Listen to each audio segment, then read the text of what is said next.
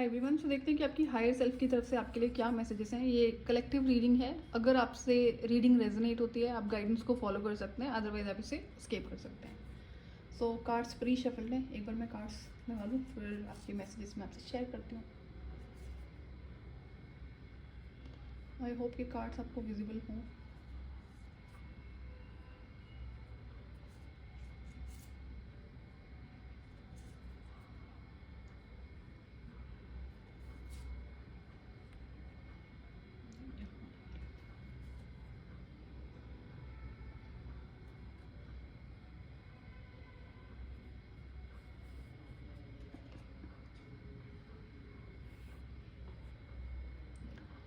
आपकी higher self आपको जो मैसेज दे रही है, आपको अपनी सिचुएशंस को एक बार ज़रूर ऑब्जर्व करना है कि क्या आपकी लाइफ में ऐसा हो रहा है, क्या आपके अंदर ये फ़िलहाल एनर्जीज़ हैं रीसेंट पास्ट में या कुछ टाइम पहले। और हो सकता है कि टाइम टू टाइम ये एनर्जी आपकी लाइफ में रीसर्फेस होती रहे, कि आपने हो सकता है इसे इग्नोर करने की कोशिश करी हो एंड देन वापस आप उसी एनर्जी में आ जाते हो।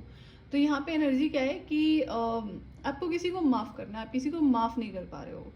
अब ये जो माफ़ी है, पहली बात कि आपको ज़रूरी नहीं है कि अब यहाँ पे दो बातें और हैं।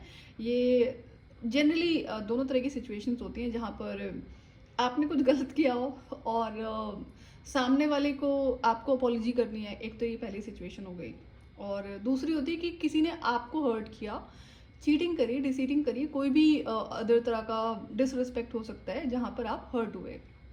तो आप देख लेना कि आपको फॉरगिव करने की ज़रूरत है या फिर आपको किसी से अपॉलॉजी करने की ज़रूरत है। दोनों सिचुएशंस में आप अपनी सिचुएशन बेहतर जानते होंगे।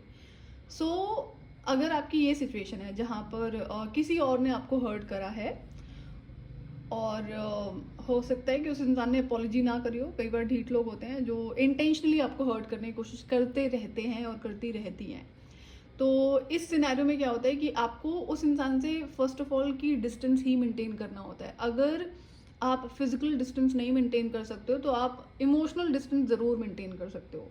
इमोशनल डिस्टेंस कैसे मेंटेन करते हैं कि एग्जांपल कोई आपका बहुत करीबी इंसान है, फैमिली मेम्बर हो सकता है, फ्रेंड्स हो सकते हैं, कोई भी हो सकता है, जहाँ पर या फिर आपके ऑफिस में कोई हो सकता है जहाँ पर आपको पता है कि अभी आप उससे कनेक्शन ब्रेक नहीं कर सकते हो।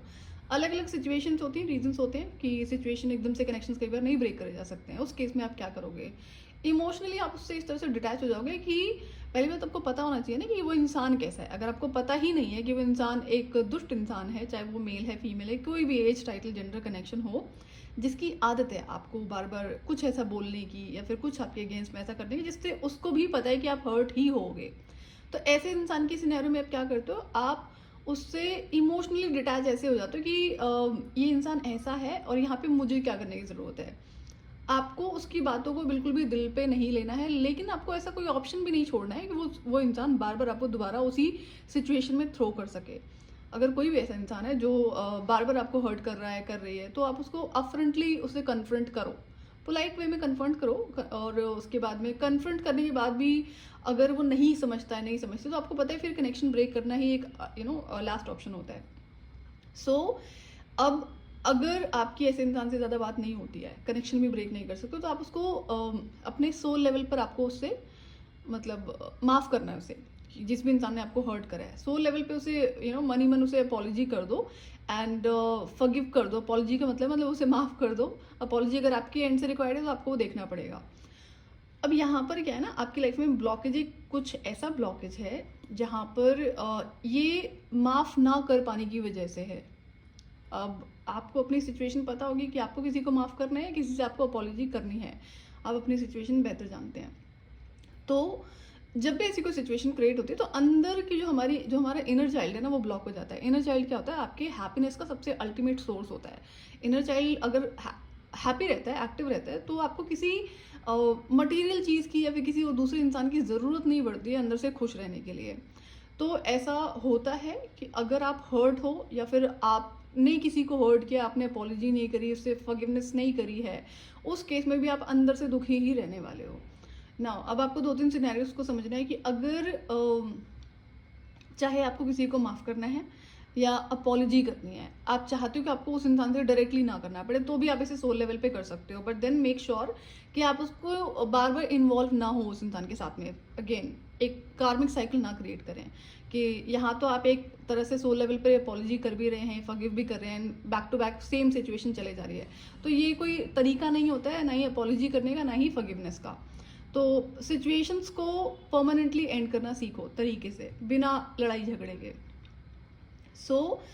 और अगर आपको यहाँ पे आपकी जो हायर सेल्फ कह रही है कि आपको गो विद द फ्लो भी करना है। गो विद द फ्लो का मतलब है कि जैसे अभी चल रहा है वैसे चलने दो। जैसे यहाँ पे जो मैंने सिचुएशन आपसे शेयर करी है कि अगर कोई ऐसा कोई रिलेशनशिप है जिससे आप कनेक्शन ब्रेक नहीं कर सकते हो, तो आप उसको सोल लेवल पर फॉरगिव करो या अपॉलजी करो एंड आगे बढ़ जाओ। उससे ज़्यादा मतलब मत रखो। ये एक सही तरीका है जिसमें आप अपनी हेल्प कर पाएंगे। ये मेन मैसेज है कि अगर आप अंदर से दुखी हो, फिलहाल ये रीज़न है। दूसरा, अगर आप कांस्टेंट इस एनर्जी में रहते हो बहुत ज़्यादा कि अंदर से आप टाइम टू टाइम सैड हो जाते हो, तो क्यों हो जाते हो, आपको इस चीज़ पर ध्यान देना है। अपने इश्यूज़ को पहले रिकग्नाइज करो, लिस्ट बनाओ क्या क्या इश्यूज़ हैं, एंड देन उस पर आप काम करना शुरू करो। यहाँ पर आपको मूड स्विंग्स श्योरली होते होंगे क्योंकि मून से आप काफ़ी अफेक्टेड मुझे दिख रहे हैं।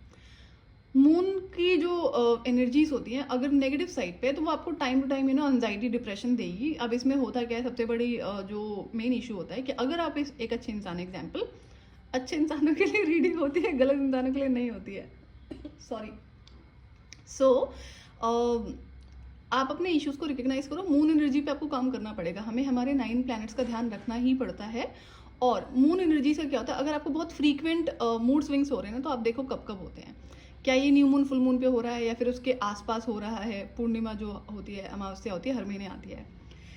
कुछ टाइम ऑब्जर्व करोगे तो आपको समझ में आ जाएगा कि क्या आप रियली इससे बहुत ज़्यादा अफेक्टेड हो। और इवन तो अगर आप बहुत ज़्यादा नहीं अफेक्टेड हो, तो मून से हर इंसान कनेक्टेड होता ही है। एंड अगर आप एक फीमेल हैं तो ज़्यादा आपके ऊपर मून का इफेक्ट रहता है।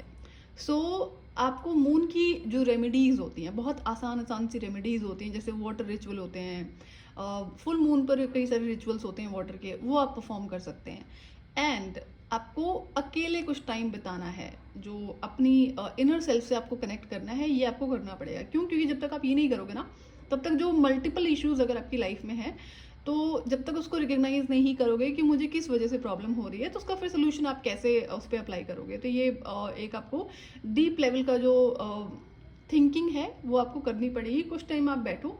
और आपको दूसरा ये है कि अगर आपके पास टाइम होता है या फिर आप मैनेज कर सकते हो, तो आप नेचर में टाइम स्पेंड करो, एनिमल्स के साथ में टाइम स्पेंड करो। एंड एक और यहाँ पर जो मैसेज है कि अगर जो ये कांस्टेंट आपकी लाइफ में अगर आप हर्ट हो, एग्जाम्पल कि आप हर्ट हो, मल्टीपल लोगों से हर्ट हो किसी भी रीज़न की वजह से, तो again I am talking about good person, किसी शिट इंसान की बात नहीं कर रही मैं। तो डिवाइन यहाँ पे ये कह रहे हैं, हायर सेल्फ की तरफ से मैसेज है कि जब डिवाइन आपको सपोर्ट करते हैं ना, तो जो पहले आपका काम है आप पहले उसे कंप्लीट करोगे, उसके बाद डिवाइन आपकी लाइफ में चाहे ब्लेसिंग्स हैं या फिर कुछ और अच्छी चीज़ें वो भेजेंगे। तो जो फॉरगिवनेस वाला काम है वो आपकी आपको सबकॉन्शियस माइंड पे ब्लॉकेजेस क्रिएट करता है, एनर्जेटिक लेवल पे ब्लॉकेजेस क्रिएट होता है। तो अगर आप हर्ट हुए हो किसी से, तो आपको माफ़ करना पड़ेगा ना किसी इंसान को। डिवाइन तो आपके बिहाफ पे नहीं माफ़ करेंगे, ये आपका काम है। क्योंकि जब आप हर्ट हुए या फिर आपने किसी को हर्ट किया, तो ब्लॉकेजेस आपकी लाइफ में लगे हैं, तो उसको हील भी आपको ही करना पड़ेगा। कोई दूसरा इंसान आपके बिहाफ पे नहीं कर सकता है। नाउ अब ये हीलिंग इतनी भी कोई मुश्किल नहीं होती है कि किसी हीलर के पास में आपको जाना पड़ेगा। एज आई सेड कि फॉरगिव आपको करना है या अपॉलजी आपको करनी है, तो ये आप ही का काम है और आपको खुद ही करना पड़ेगा, किसी और से नहीं करना है। आप सोल लेवल पे कर लो, आपको किसी दूसरे इंसान से फिजिकली कनेक्ट करने की ज़रूरत ही नहीं है। It's not necessary. कई बार क्या होता है कि अगर कोई गलत इंसान है और आपने उसको उसके बैड बिहेवियर के लिए कुछ भला बुरा बोल भी दिया, तो वो इंसान क्या करता है ना, वो ऑटोमेटिकली आपसे किसी वजह से आपसे जेलस है, फिर परेशान कर रही है, तो वो आउट ऑफ और बहुत ज़्यादा रिवेंज की एनर्जी में आ जाता है। अब ऐसे इंसान से अगर आप अपॉलॉजी करोगे ना, एग्जाम्पल कि आप फेस टू फेस जाकर उसे अपॉलॉजी कर रहे हो या कॉल पर अपॉलॉजी कर रहे हो, किसी और वे में उसको डायरेक्टली कम्युनिकेट कर रहे हो, तो ऐसा इंसान ना फिर आपसे खेल खेलना शुरू हो जाता है कि देखो गलती मेरी थी और सामने वाला माफ़ी मांग रहा है या मांग रही है। तो ये हमें अवॉइड करना होता है। तो हम श्योर कि आपको ये क्लैरिटी होगी। और जब आप ये इनर हीलिंग करोगे, फॉरगिव करोगे जिसे भी आपको माफ़ करना है, तो आपकी लाइफ में तब डिवाइन इंटरफेयर करेंगे कि आपकी लाइफ में आप क्या ब्लेसिंग्स को भेजना है। ये फॉरगिवनेस का पार्ट है, आपको करना ही पड़ेगा। एंड दूसरा, आपका जो पोटेंशियल है वो अनलिमिटेड है। अब अनलिमिटेड पोटेंशियल किस वे में कहा जा रहा है ये आपको देखना पड़ेगा। अगर आपको लगता है ना कि आप बहुत ज़्यादा दुखी रहते हैं और कम खुश रहते हैं as compare to other people, तो ऐसा है नहीं। आप एक इनफाइनाइट बीइंग है एंड आपका इनफाइनाइट पोटेंशियल है, आप हमेशा खुश रह सकते हैं। रही बात सिचुएशंस की, तो सिचुएशंस हर इंसान की लाइफ में होती हैं, फेजेस होते हैं, सबको डील करना आना चाहिए। जनरली इंसान क्यों परेशान रहता है कि उसको सिचुएशन से डील करना नहीं आता है। आपकी लाइफ में एक चीज़ और है कि एक्सेप्टेंस मिसिंग है। किस चीज़ की एक्सेप्टेंस, ये आपको देखना पड़ेगा। अगर आपकी गलती है तो क्या आप एक्सेप्ट नहीं करते हो?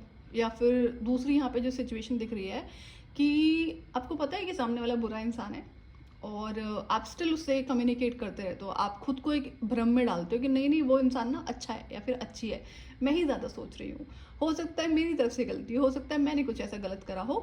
तो ये जो खेल है ना ये बहुत गलत होता है, इससे आप बहुत बड़े लेवल पे अपनी लाइफ में ब्लॉकेजेस क्रिएट करते हो। सो एक्सेप्टेंस आपकी लाइफ में बहुत ज़्यादा ज़रूरी है।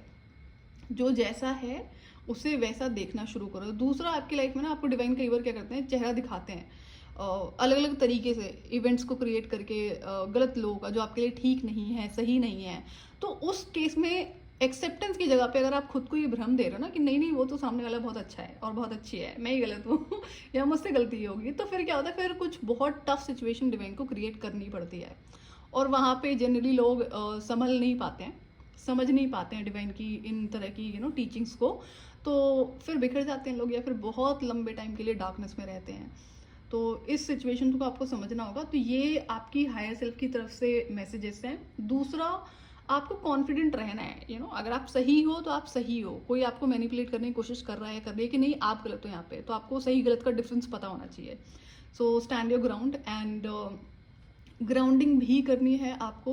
जो अगर आप मून से बहुत ज़्यादा इफेक्ट रहते हो तो आपको वाटर ऑफरिंग करनी है मून को। एंड नेचर में बेयरफुट वॉक करो, नेचर में टाइम स्पेंड करो, अकेले आपको बैठना पड़ेगा कुछ टाइम, सो दैट आप रिकग्नाइज करो कहाँ पर क्या इश्यूज हैं आपकी लाइफ में।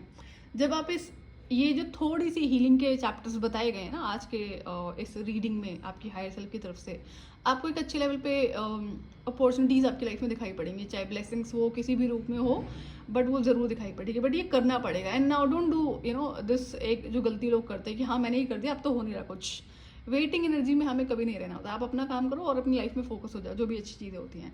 सो आई होप कि मैसेजेस आपके लिए क्लियर हों। एंड आज के लिए इतना ही, मैं आपसे फिर मिलूंगी नेक्स्ट वीडियो में। Till then bye bye.